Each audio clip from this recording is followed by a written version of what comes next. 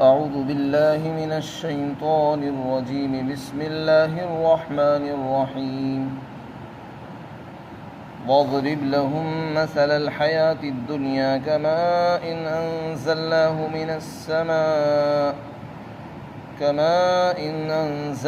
من السماء فاختلط به نبات الأرض فأصبح حشيما تذروه الرياح وكان الله على كل شيء مقتدرا المال والبنون زينة الحياة الدنيا والباقيات الصالحات خير عند ربك ثوابا وخير أملا ويوم نسير الجبال وترى الأرض بارزة وحشرناهم فلم نغادر منهم أحدا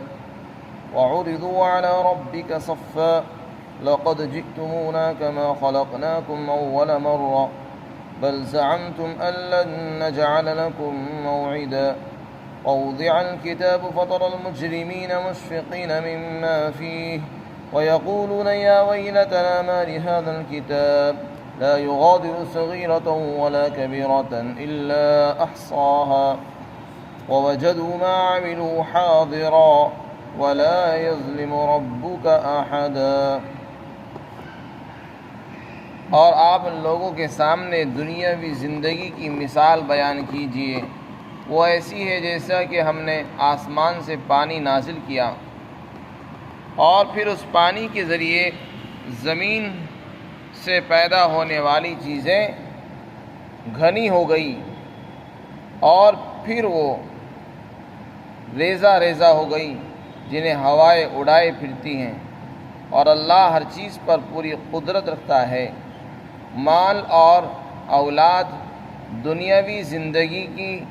زینت اور خوبصورتی ہیں،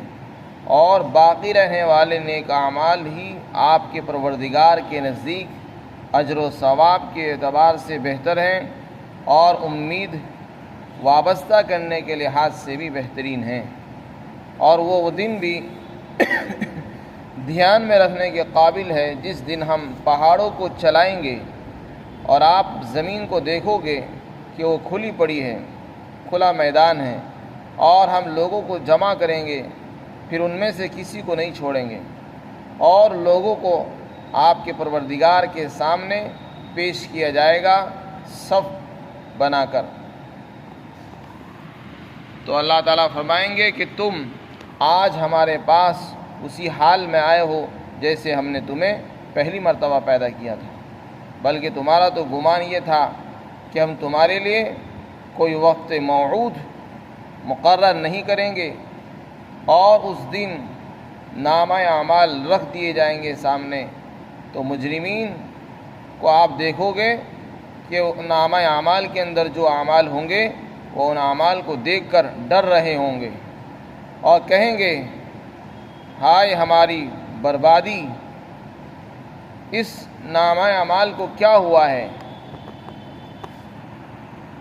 کہ اس نے تو کسی چھوٹے اور بڑے عمل کو نہیں چھوڑا ہے جس کو جمع نہ کر دیا ہو، لکھ نہ دیا ہو، اور انہوں نے جو عمل کیے ہوں گے انہیں سامنے حاضر پائیں گے، اور آپ کا پروردگار کسی پر ظلم نہیں فرمائے گا۔ اس رکوع کے اندر اللہ تعالیٰ نے دنیاوی زندگی کی مثال، بے ثباتی کی مثال اور اس کے فنا ہونے کی مثال بیان فرمائی، اور ساتھ ہی آخرت کی کچھ حالات بھی بیان کیے۔ چنانچہ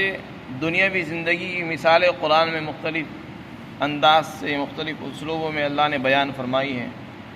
یہ دنیا اور یہاں کی زینت، یہاں کی رونقیں، یہاں کی مال و دولت، یہاں کی بڑی بڑی عمارتیں، یہاں کے انسان، یہ ساری چیزیں پائیدار نہیں ہیں، بلکہ فنا ہونے والی ہے، ناپائیدار ہیں، ختم ہو جانے والی ہے۔ تو اللہ تعالیٰ فرمانا چاہتے ہیں کہ لوگوں، تم اس دنیا کے اندر دل مت لگاؤ، یہ دنیا جی لگانے کے لیے نہیں ہے، یہ دنیا دھوکہ ہے، اس پر اعتبار کر کے مت بیٹھو،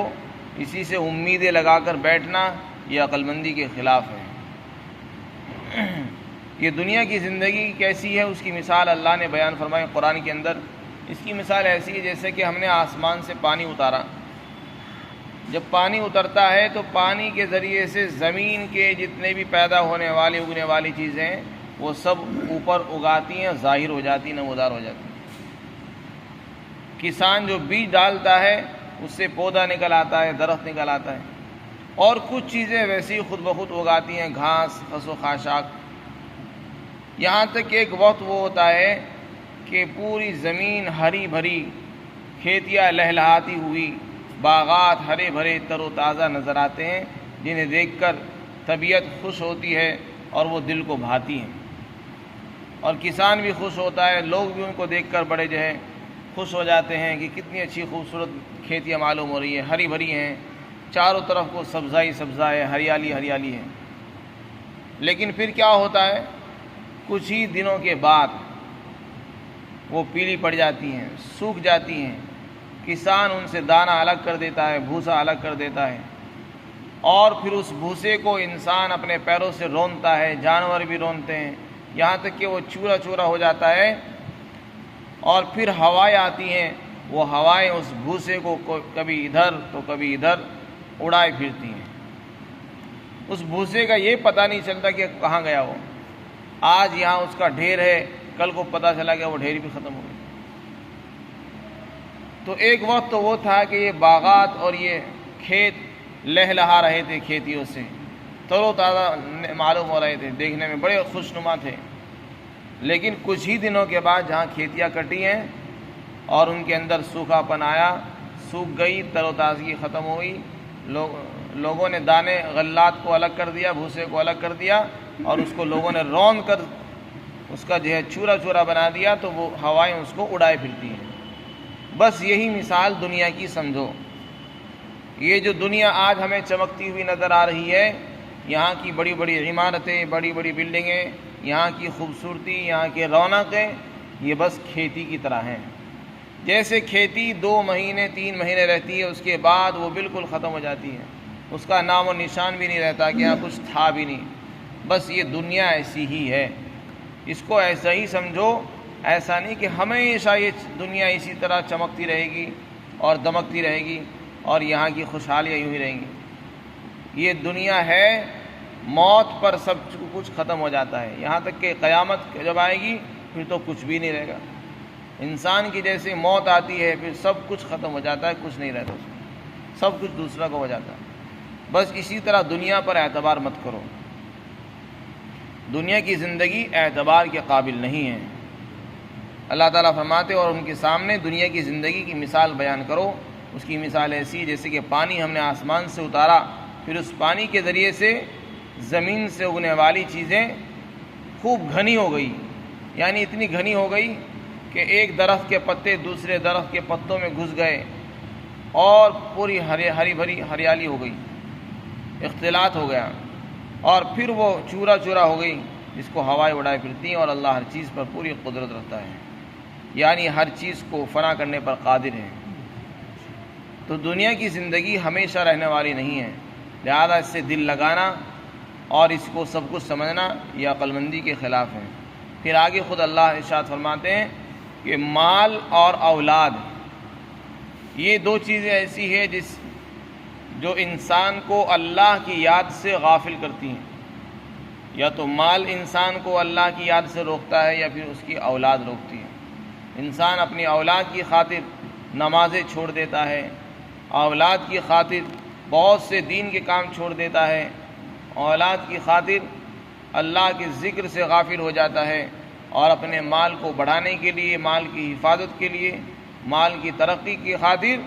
بہت سی نمازیں، عبادتیں اور اللہ کے احکامات کو چھوڑ بیٹھتا ہے۔ تو یہ چیزیں ان کے بارے میں فرمائیں، یہ بھی دنیا کی زندگی کی رونق ہی ہے۔ جیسے دنیا اور دنیا کی رونق ہمیشہ نہیں رہے گی، اسی طرح یہ مال اور یہ اولاد یہ بھی دنیا کی زندگی کی ایک رونق ہے، بس وہ بھی کچھ دیر کی ہے، لہذا ان سے دل مت لگاؤ۔ اولاد بھی دل لگانے کی چیز نہیں ہے، مال بھی دل لگانے کی چیز نہیں ہے۔ آگے ارشاد فرمایا اور باقی رہنے والی چیزیں نیک اعمال ہیں۔ مال جو ہے وہ دل لگانے کے قابل چیز نہیں ہے۔ ایک انسان ایک وقت کے لیے مال سے دل لگا کر بیٹھ جائے اور یہ امیدیں لگا لے کہ بس میرا ہی مال مجھے بچائے گا، بس میرا ہی مال مجھے مشکل میں کام آئے گا،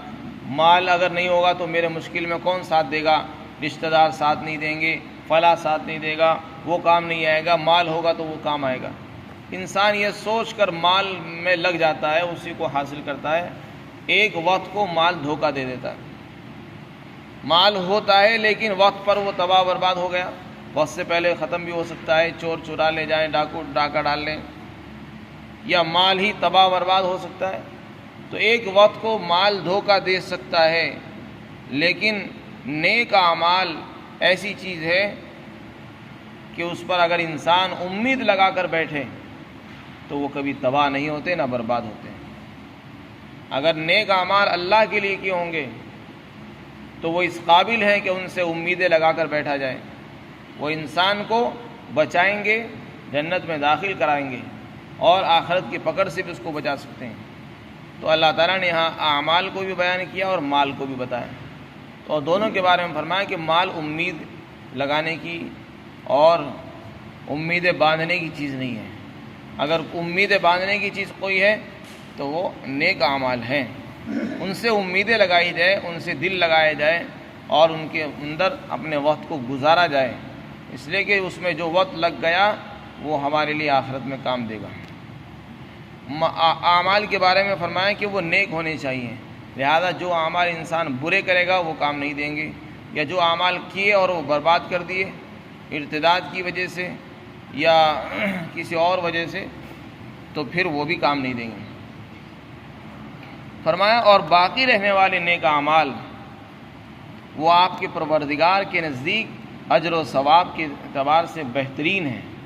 اس لیے کہ ان پر اجر و ثواب ملے گا، وہ بھی بہت بہترین ملے گا، اور ایسا اجر و ثواب ملے گا، بدلہ ملے گا، کبھی فنا نہیں ہوگا۔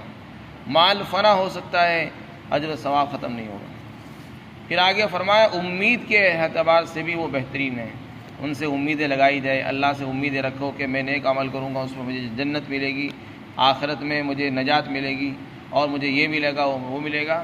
تو امید لگانے کے قابل اعمال ہیں، مال نہیں ہے۔ امیدیں وابستہ کرنے کے قابل مال اور دنیا کی زندگی نہیں ہے، اولاد نہیں ہے، اولاد سے امیدیں نہیں لگاؤ، اولاد دھوکہ دے سکتی ہے، مال دھوکہ دے سکتا ہے، لیکن انسان کے اپنے کیے ہوئے اعمال وہ دھوکہ نہیں دیتے۔ کتنی مرتبہ ایسا ہوتا ہے کہ اولاد دھوکہ دے جاتی ہے،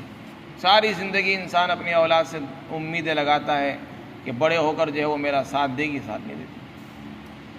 تو مال اور اولاد کے بارے میں فرمایا کہ دنیا کی زندگی کی بس رونقیں ہیں، جیسے رونق ہمیشہ نہیں رہتی، آج ہے کل نہیں ہے، بس اسی طرح یہ بھی رونقیں ختم ہونے والی ہیں۔ پھر آگے کچھ آخرت کے حالات بیان کیے، فرمایا جس دن قیامت قائم ہوگی تو ہم اس دن پہاڑوں کو چلائیں گے،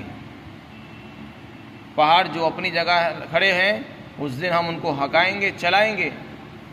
اور ان کو ان کی جگہ سے ہٹا دیں گے۔ دوسری آیتوں کے اندر ہے کہ ہم ان کو اڑائیں گے اور روئی کے گالوں کی طرح اڑتے پھریں گے۔ مفسرین نے دونوں کے اندر جمع کرتے ہوئے فرمایا کہ پہلے ان کو چلایا جائے گا اور پھر ان کو چورا کر دیا جائے گا اور ان کو کوٹ کر جو ہے ریزہ ریزہ بنا دیا جائے گا، اور وہ زمین سے بالکل مل جائیں گے، زمین بالکل چٹیل میدان کی طرح پلین اور صاف ستھری ہو جائے گی، جس کے اندر نہ کوئی بلندی ہوگی اور نہ ہی کوئی کجی ہوگی، نہ کوئی در و دیوار ہوگا، نہ کوئی مکان ہوگا، نہ کوئی بلندی ہوگی، نہ کوئی نشیب و گڈھا ہوگا، بلکہ زمین کو بالکل برابر کر دیا جائے گا۔ اس کے بارے میں فرمایا اور آپ زمین کو دیکھو گے کہ وہ کھلا میدان ہے، وہاں کچھ نظر نہیں آئے گا۔ فَيَذَرُهَا قَاعًا صَفْصَفًا لَا تَرَىٰ فِيهَا عِوَجًا وَلَا أَمْتًا، ہم اس دن پہاڑوں کو ریزہ ریزہ کر دیں گے اور آپ زمین کو دیکھو گے کہ وہ تو چٹیل میدان ہے، جس کے اندر کوئی کجی نہیں ہوگی، عوج نہیں ہوگا اور نہ کوئی بلندی ہوگی۔ پھر آگے ارشاد فرمایا ہم سارے انسانوں کو جمع کریں گے قیامت کے دن اور کسی کو نہیں چھوڑیں گے۔ کوئی آدمی سوچے کہ میں بچ جاؤں، چھپ جاؤں گا، لک جاؤں گا، ایسا نہیں ہو سکے گا، ہم کسی کو نہیں چھوڑ سکتے، سب کو ہم جمع کریں گے، اکٹھا کریں گے، اور پھر سب لوگوں کو اللہ کے سامنے پیش کیا جائے گا، سب بندی کے ساتھ، سارے لوگ صفوں کی شکل میں اپنے پروردگار کے سامنے پیش ہوں گے، حاضر ہوں گے، اور وہاں پر حساب کتاب ہوگا۔ پھر اللہ تعالیٰ ارشاد فرمائیں گے آج تم ہمارے پاس اسی حال میں آئے ہو جس حال میں ہم نے تمہیں پہلی مرتبہ پیدا کیا۔ اس کا مطلب یہ ہے کہ اللہ نے جس حال میں ان کو پیدا کیا ہوگا اسی حال میں آئیں گے۔ حدیث شریف کے اندر آتا ہے کہ لوگ آئیں گے، تم لوگ اس دن قبروں سے اٹھائے جاؤ گے، اس حال میں اٹھائے جاؤ گے کہ تمہارے پاؤں میں جوتے نہیں ہوں گے اور تم ختنہ کیے ہوئے نہیں ہوں گے، نہیں بدن پر کوئی کپڑا نہیں ہوگا انسان کے، اور نہ ہی پیروں میں جوتا ہوگا۔ جیسے برہنہ دنیا میں آیا تھا اسی حال میں آخرت میں وہ قیامت کے دن اللہ کے سامنے جائے گا۔ اور ایک مطلب یہ بھی ہو سکتا ہے کہ جیسے ہم نے تمہیں پہلی مرتبہ پیدا کیا اور وہ اسی طرح ہم دوبارہ بھی تم کو پیدا کر دیں گے، ہمارے لیے دوبارہ پیدا کرنا کوئی مشکل نہیں ہے۔ آج تم اسی حال میں آئے جیسے ہم نے تمہیں پہلے پیدا فرمایا۔ پھر آگے فرمایا کہ تم تو یہ سمجھتے تھے کہ ہم تمہارے لیے کوئی وقت مقرر نہیں کریں گے، نہ کوئی حساب ہوگا، نہ جزا سزا ہوگی، اور بس دنیا ہی دنیا ہے سب کچھ۔ تمہارا یہ خیال تھا، ایسا نہیں ہے، ہم نے ایک وقت مقرر کر رکھا تھا، وہ قیامت کے دن تھا۔ پھر چنانچہ جب قیامت قائم ہو جائے گی اور سور پھونکا جائے گا، قبروں سے مردوں کو اٹھایا جائے گا، لوگ جمع ہوں گے، چنانچہ قیامت کے دن پھر اللہ تعالیٰ میدان حشر کے اندر تمام انسانوں کے اعمال نامے ان کے سامنے رکھ دی جائیں گے، کھول دیا جائے گا، ان کو رکھ دیا جائے گا، جس کے جو اعمال ہوں گے ان کو دے دیا جائے گا۔ اچھے لوگوں کو ان کے نامہ اعمال دائیں ہاتھ میں، بروں کو ان کے نامہ اعمال بائیں ہاتھ میں پشت کی طرف سے دیے جائیں گے۔ آگے پھر اللہ تعالیٰ نے ایک اور حال بیان کیا مشرکین اور کفار کا کہ جس دن نامہ اعمال رکھے جائیں گے کھول کھول کر، تو مجرمین ان کو پڑھیں گے اور ان کے اندر جو کچھ ہوگا اس سے ڈر رہے ہوں گے۔ اللہ تعالیٰ فرماتے ہیں اے محمد صلی اللہ علیہ وسلم، آپ اس دن مجرمین کا اگر حال دیکھو گے تو وہ ڈر رہے ہوں گے اس چیز سے جو ان کے اندر موجود ہے۔ اپنے اعمال کو، اپنے کیے ہوئے کرتوتوں کو دیکھ دیکھ کر ان کے اندر ان کو ڈر محسوس ہو رہا ہوگا، گھبرا رہے ہوں گے، تھر تھرا رہے ہوں گے، اور کہیں گے اسی گھبراہٹ کے اندر کہیں ہائے ہماری بربادی، یعنی ہم تو برباد ہو چکے ہیں، جتنے عمل ہم نے کیے وہ سارے آج لکھے ہوئے ہمارے سامنے موجود ہے، آج تو بچنے کے لیے کوئی راستہ نہیں، تو کہیں گے ہم تو برباد ہو گئے۔ اور پھر نامہ اعمال پر تعجب کریں گے کہ یہ کیسی کتاب ہے کہ اس نے تو کچھ چھوڑا ہی نہیں جسے جمع نہ کر دیا ہو، چھوٹا کیا، بڑا کیا، اندھیرے میں کیا ہوا، تنہائی میں کیا ہوا، مجموع میں کیا ہوا، ہر عمل ہی لکھ دیا نا، کسی کو تو چھوڑا ہی نہیں، ہر چھوٹے بڑے کام کو وہ نامہ اعمال میں پائیں گے اور اس پر تعجب کریں گے کہ یہ کیسی کتاب ہے، اسے کیا ہوا ہے کہ اس نے تو کسی کو چھوڑتا ہی نہیں، یہ تو کسی کو چھوڑتی ہی نہیں، نہ چھوٹے عمل کو نہ بڑے عمل کو، اس نے سب کو اس میں درج کیا ہوگا، اور انہوں نے جو بھی عمل کیا ہوگا اس کو اپنے سامنے موجود پائیں گے۔ اللہ تعالیٰ فرماتے ہیں پھر آپ کا پروردگار ان پر کسی پر ظلم نہیں کرے گا، یعنی ایسا نہیں ہوگا کسی نے گناہ کیا نہ ہو اور بغیر گناہ کیے اس کو سزا دے دی جائے، یا کسی نے نیکی کی ہوگی اور اس کی نیکی کا اس کو اجر و ثواب نہ دیا جائے، ایسا نہیں ہوگا۔ جس نے نیکی کی ہوگی اس کو اس کا اجر ملے گا، جس نے برائی کی ہوگی اس کو اس کی سزا دی جائے گی، الا کہ اللہ کسی کو معاف فرما دے۔ خلاصہ یہ کہ اس رکوع کے اندر اللہ تعالیٰ نے دنیا کی بے ثباتی کو اور ناپائیداری کو بیان فرمایا کہ دنیا کی رونق پر دل نہیں لگانا چاہیے، دنیا کی زندگی دل لگانے کے قابل نہیں ہے، اس سے امیدیں لگا کر بیٹھنا یہ عقل مندی کے خلاف ہے۔ اولاد اور مال یہ امید باندھنے کی چیزیں نہیں ہیں، بلکہ انسان جو اعمال کرتا ہے اللہ کے لیے وہ ہے امید لگانے کے قابل، ان سے امیدیں لگائی جائے اور انہی میں دل لگایا جائے، انہی میں اپنے اوقات کو لگایا جائے، وہی انسان کی دنیا میں بھی کام آئیں گے اور آخرت میں بھی کام آئیں گے۔ اللہ ہم سب کو عمل توفیق عطا فرمائے۔